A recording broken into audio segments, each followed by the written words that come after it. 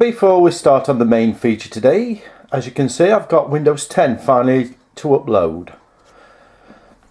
The problem was I had some upgrades that hadn't, essential downloads that had failed and hadn't downloaded properly. Got onto tech support at Windows, they sorted it out and we're now upgrading Windows. It'll be fun later on to see how it works when I upload this video to YouTube.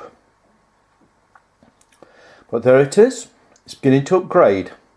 Be interesting to see what it looks like eventually and have a play with it. I spent 14 hours trying to download it. It turned out it was these essential updates that hadn't updated properly, and therefore that was stopping the upgrade to Windows 10. Okay, doke. Speak to you later. Also thought to show you, I've started the lager off, I remembered to put the sterilising solution in. There it is, the gas, it started fermenting, bubbling through the airlock. Get into the...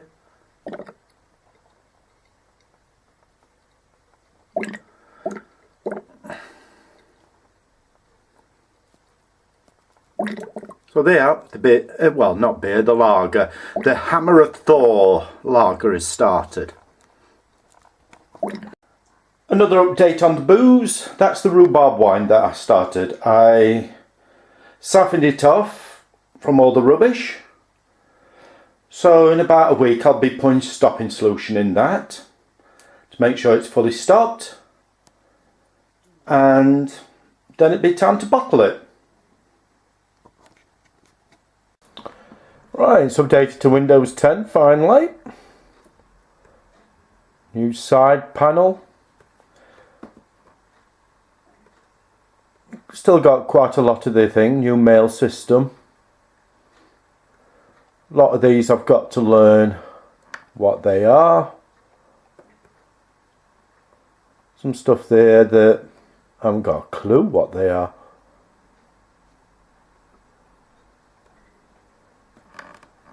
It'll be fun to play about with over the next couple of weeks. Surprised I can't see Cortana. Cortana's supposed to be on. That's a voice assistant thing. File Explorer. Take me through to me. Yeah, my Windows Explorer type thing.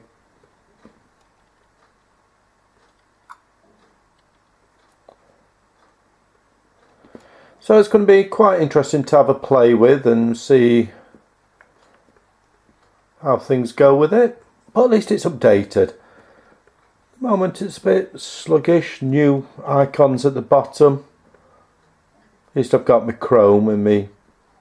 What's that? Store. Probably they want me to buy stuff. Or will it be stuff that's free?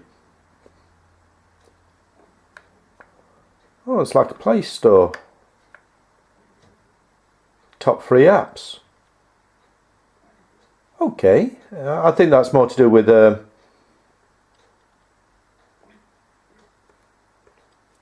tablet PCs. It's been... At least I've got it to date. I'm quite surprised it hasn't deleted a lot of these icons. Oh, London, it's 68 degrees. It's been quite interesting to see all apps. Cortana in there.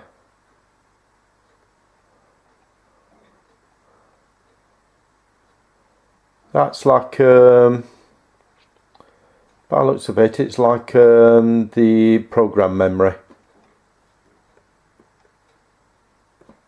But it's all uploaded, and this still isn't the main subject of today. That'll be starting in about an hour and a half. Going to be fun, that one. Okie doke. Good afternoon. It's Monday, the 17th of August. Hope everybody's alright. Right, we're on to the main subject of today. This started off from a conversation I had with Joan Paul last night on Skype. And first off, we were talking about the video I did yesterday. Good conversation on that. More or none, depending what other comments I'm left on the video. But we got talking about cooking. And I said one of my favourite meals is jacket potatoes, chili con carne, whatever. And we got into a bit of discussion about how to prepare jacket potatoes. This started, because Paul was saying, you know, how he was taught to get a fork, basically stab the potatoes. The idea is then they don't explode. A load of rubbish. A load of rubbish. I've been cooking jacket potatoes now for 35 years. Never had one explode on me at the moment. As long as you have a nice potato, these are Maris Pipers, they will cook fine. All I do is wash them, dry them, then bang them straight into the oven. The only thing I would say is if you're microwaving them, do prick them, wrap them in paper towel, like that. Reason is, an oven will cook from the outside inwards, a microwave cooks from the inside outwards. So you get a lot more steam. Never heard of one exploding in a microwave, but it's still advisable. So all I do is grab the potatoes, wash them. Let me move the camera down. Bang them in the oven, straight on the railings like that. Close up, turn the oven on. Don't even bother preheating the oven. I cook them at full temperature, 230 degrees Celsius, for approximately an hour to an hour and 20 minutes, depending on the size of the potatoes. If it was a fan assisted oven, this isn't a fan assisted oven, probably cook a bit less. So that's the jacket potatoes in. But it would be a bit boring if I was just showing you how to cook jacket potatoes. So I got talking about this homemade chilli I made, cheating chilli. So I thought I'll show you how I do that. Done some preparation. First off, we have onions, small diced onions. Peppers, again diced very small. Garlic, I love garlic. Very healthy for you. I don't know why, but it's supposed to be very healthy for the heart. Some sort of chemical in it. Joe, help? He probably knows what chemical it is, but it's supposed to have a chemical in that's supposed to be good for the heart. Chopped tomatoes. When I'm making chilli, I usually use the chopped tomatoes that already has chilli mixed in. The shop I went to, I can't get it, so I just only chopped tomatoes. That's good to do it. I'm going to talk about variations that some of the methods I use, I also use to make a pasta sauce. Pasta sauce, I would just use only chopped tomatoes. Chilli sauce, I would usually buy chopped tomatoes with chilli in. And then we're making chili con carne, so crushed chilies. You can use chili powder, fair enough. I prefer the crushed chilies. And then obviously the most important thing, I've already browned it, the minced beef. Minced beef, well, I'm using minced steak here. If you use minced beef, if there's a lot of fat in, you have to use more meat. If there's less fat, you get away with it. I think I've got about just over 200 grams there. So I'm going to reset the camera up so I can show you over the pan as I'm making it. We'll make a start. Right, got the pan, some oil on, turn the heat on, and we'll make a start. Piece of meat out. Want the pan fairly hot. First thing I'm going to add is onions. Probably the pan's not hot enough yet, but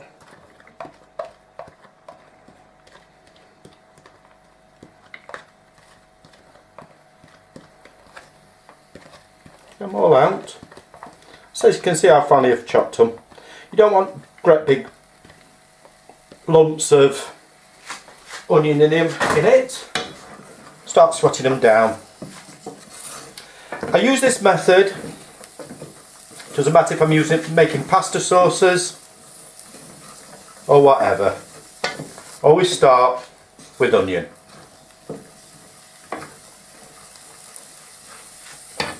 Into that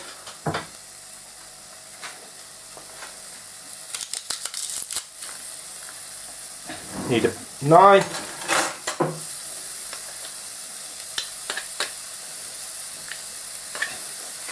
Two cloves of garlic.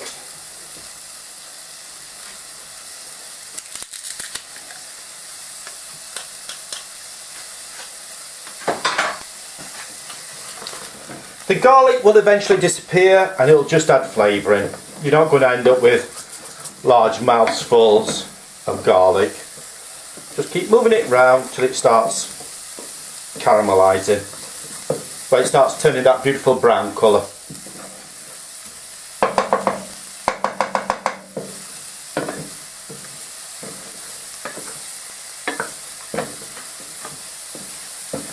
As I said, I use this basis for pasta sauces, whatever.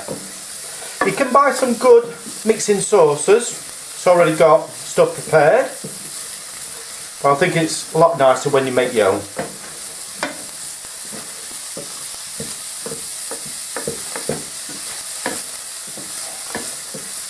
There's a cook on YouTube called Auntie Faye. And at this point she'll be saying, "This is good shit, this is good shit. Oh, it smells fucking good, yes," and stuff like that.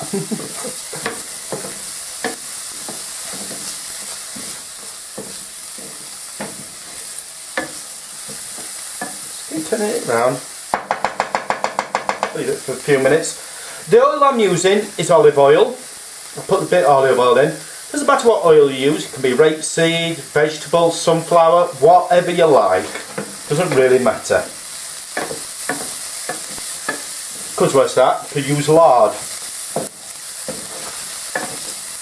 Animal fat. Oh, this isn't going to steam up the camera.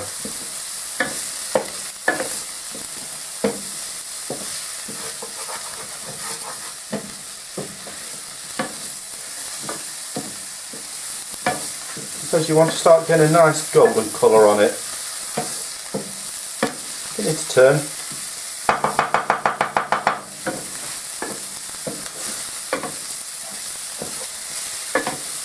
Ooh, you can smell the garlic in it.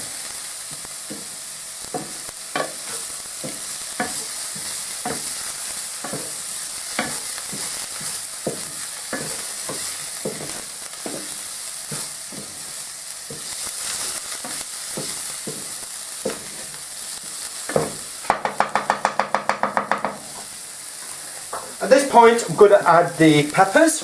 Now if I was doing a pasta sauce, I'd probably add mushrooms at this point. You don't want to cook the peppers for long.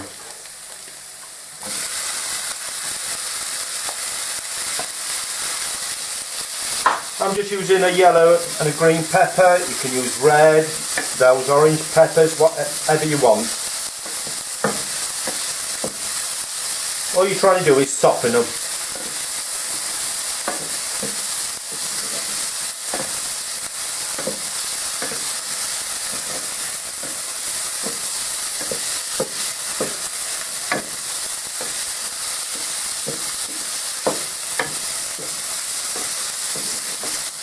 obviously sizzles more because the peppers are quite watery. Plus also I've prepped them, so therefore it's all ready. Got the juices coming out of them.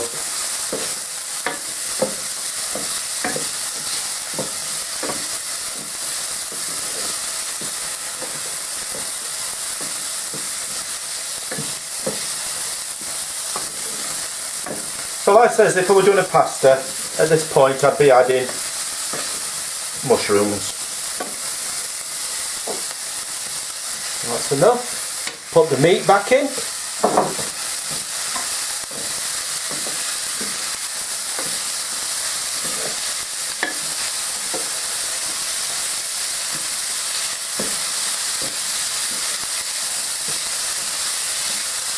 Keep mixing it up.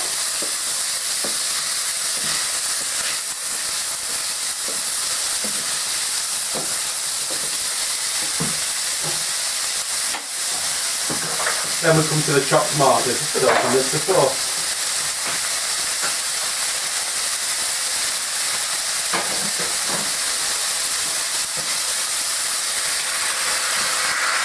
This is where I think splashes all over the place. Rinse the can out.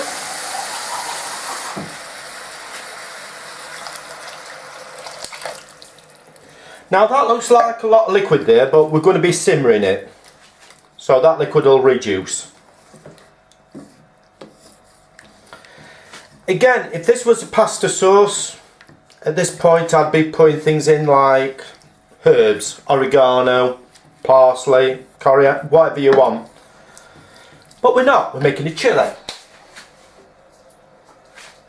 So what I'm going to do is put in a decent handful of chilli. That's actually probably a bit too much. Yeah, but I like my chillies hot. Like I said, you can use chilli powder if you want.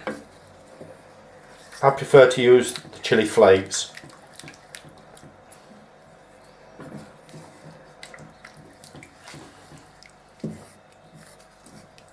And that's it. All you do is, when it starts boiling, you turn down the heat and let it simmer. Actually, I'm going to add a bit more chilli to that. Just a bit more. To see if I've got the chilli right, we'll be coming back in about 10 minutes, quarter an hour, seeing how hot it is. You can add as much chilli, you can use fresh chillies if you like.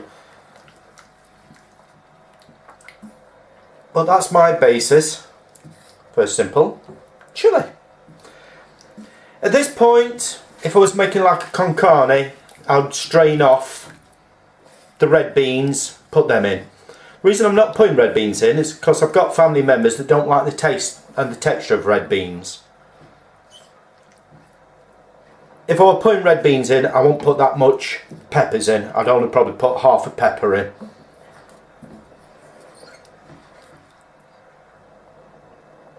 There you are. It's getting to boil.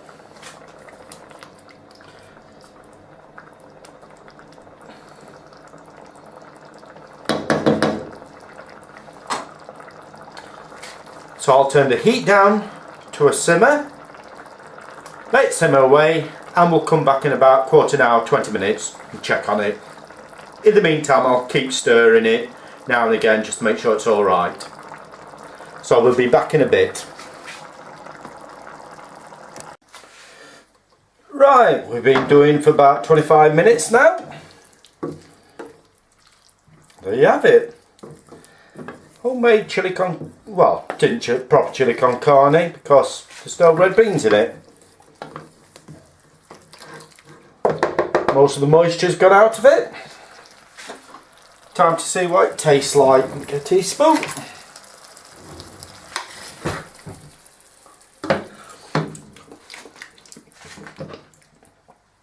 Ooh, that is nice. Probably then put a bit too much chilli, but I like chilli. Yeah. That's this. Nice thick chilli thing. Chilli flakes are good because unlike chilli powder, you get the taste of the chilli, then you get bits of chilli that's rehydrated. You get that sudden burst of chilli. Real strong intense chilli taste. There you are. Colours of the peppers, the tomatoes, the onion. Taste the garlic in the background. Didn't want a strong taste of garlic. So what I'll do is I'll put that to one side. Just let it stand. Until the potatoes are done. You can smell the potatoes cooking. Instead of looking at the pan, look at that. Potatoes are cooking, so another half an hour or so the potatoes will be done. And I'll show you how I put it all together. But that's my homemade cheating chilli. Looks good, healthy and filling. Be back in a bit when the potatoes are done. So the potatoes are cooked. Just cut one open, make sure it's alright. What I do, mash it up inside.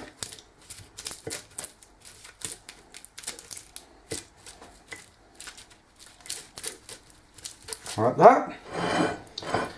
Left that one whole, as you can see, no burst.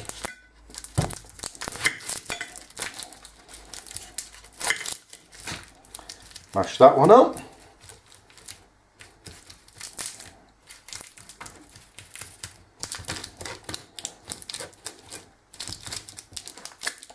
Hot, hot, hot, hot, hot. Obviously hot, it's just come out of the oven. Butter or margarine, whatever you prefer.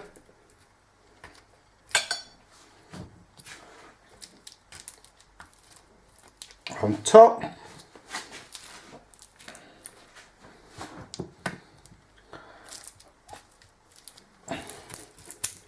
Mix it in.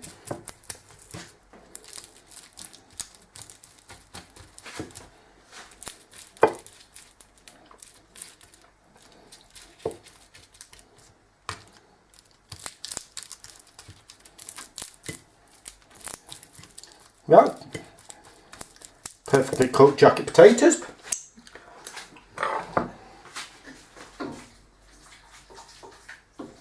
Just reheating the chilli up.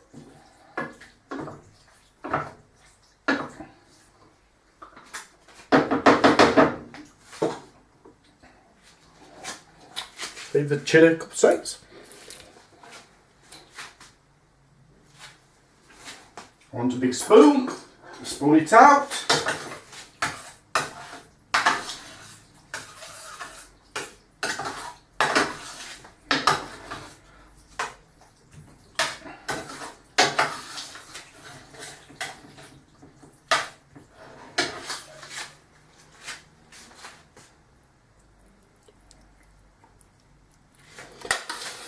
If you wanted a darker colour in this, you could always add tomato paste to it, or when you brown the mince, if you shove a stock cube in, obviously when you put the tomatoes in, it'll create juice. Cheese on top, using red Leicester cheese. You can use whatever cheese you like, but I like red Leicester. Couple of French bread. Knife, fork.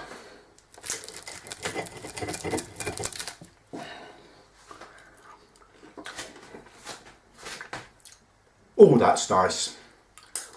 That's really nice. So that's my jacket potatoes. In America they call them baked potatoes. With my homemade chilli meat on it.